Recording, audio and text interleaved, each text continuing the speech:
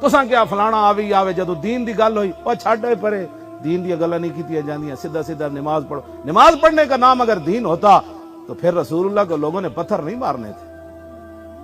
ہاں جی، پھر رسول اللہ غار 3 دن نہیں سی رہنا، پھر حضور ہجرت کر کے مدینہ منورہ نہیں سی جانا، پھر حضور اپنی اے گل تے میں پڑھ کے تے ویسے ہی پاگل ہو جانا اور حضور کو معافیاں منگدا۔ حضور دی صاحبزادی حضرت رقیہ بیمار سن اور میرے آقا نو پتہ سی میں اپنی صاحبزادی دا جنازہ بھی نہیں پڑھ سکنا اور میں قبر وچ بھی نہیں اتار سکنا۔